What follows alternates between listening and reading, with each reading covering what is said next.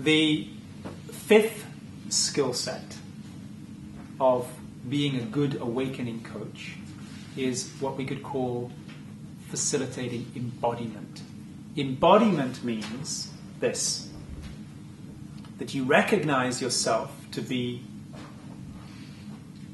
limitless, to be presence, to be a mystery rather than a story. You start to recognize these charges and they liberate. But in order for that new way of living to become really stable,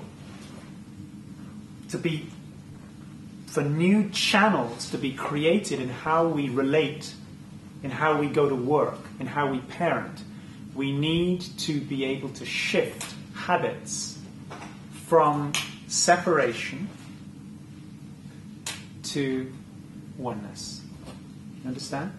So, for example, in relationship, we have habits which we've inherited from countless generations, habits of how we relate, which the habits themselves recreate a feeling of separation. What are some of those habits in personal relationship? Help me. I'm jet lagged. Help me. What are some of the habits that we yes? Something about attacking defense. Defending ourselves is a habit which creates separation. What else? Blame. Blame. Expectation. Yes. Huh? What did he say? Superiority. Yeah. I'm better than you. I've got a taller chair. Yeah. So countless habits. There are also, probably in no other arena that we could think of, are there more of these habits glommed together than in business. The business world, for most people anyway, who work in the corporate world, report on an environment which is extremely based in competition, in separation, in secrecy, in withholding. That's why a lot of people don't like going to work, because not necessarily because of the job they've been given to do, but because of the atmosphere in which that job is occurring. So in order to be able to live wakefulness in our personal relationships, in our parenting, and at work, and work is a really important arena to be able to discover how to live this, because most people go to work for 8 or 9 hours a day. They spend a couple of hours, at least in America, a couple of hours getting to and from work, and then the rest of their waking hours is spent either preparing for that or recovering from that. There's not really much time left. So essentially, if your work sucks, your life sucks, right? Isn't it so? Until one day you get to 65 or 70 and you can retire, and then you're so burned out from the whole thing, you can just basically stare at the television. So it's really important, if we want to really learn how to live awakening in a real way, the most important arena for us to breathe this is at work. If you want to make a contribution to other people, the most powerful arena that you can empower people to live this awakening is at work. If your work sparkles with the joy of giving your true gift, if you leave work feeling like, yeah, that was great, your life is going to sparkle. If your work becomes your passion.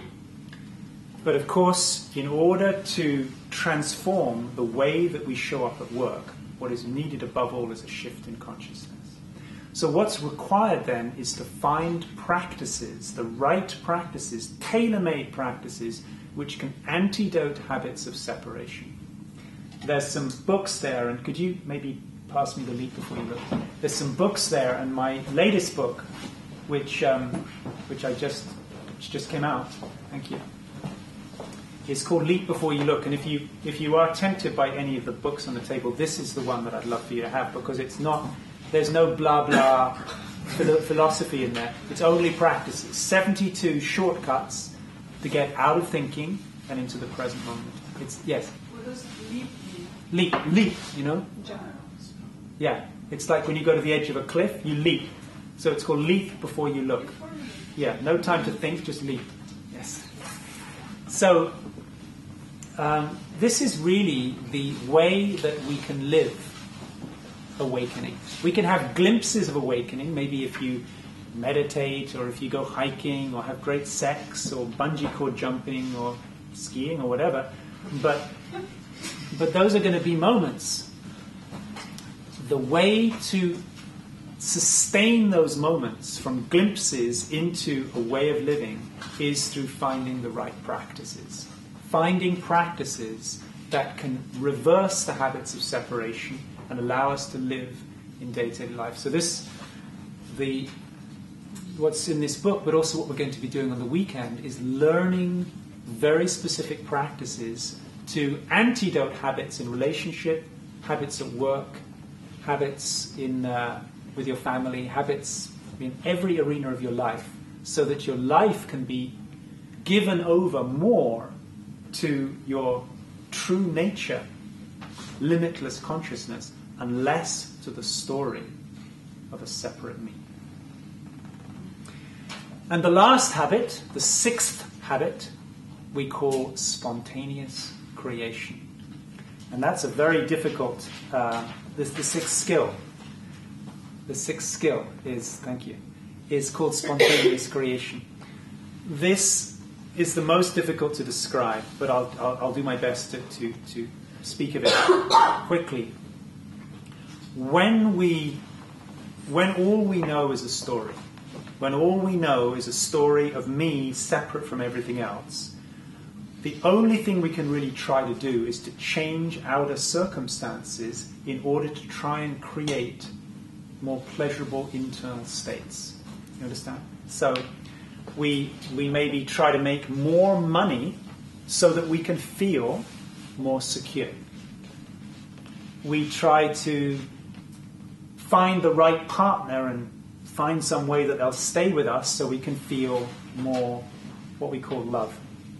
There's probably other things we could call love, but we try to get power so we can feel powerful. We try to rearrange the circumstances of our life so we have more influence over more people, so we can feel powerful.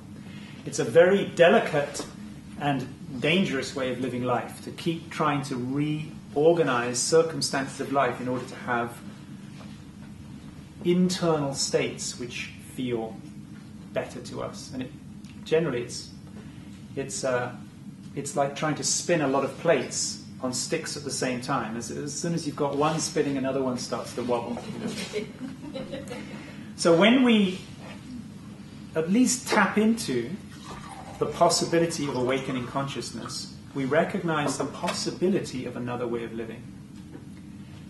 Because you recognize yourself to be the mysterious, limitless source out of which all energetic states are arising. So we start to recognize the possibility, instead of needing to go on a vacation so we can feel happy, we learn to live the other way around. We learn how to generate a frequency of happiness or power or security or anything, actually, limitless. We learn how to generate a frequency from out of ourselves, and by generating that frequency, the circumstances of life spontaneously rearrange themselves to match the frequency that we've generated.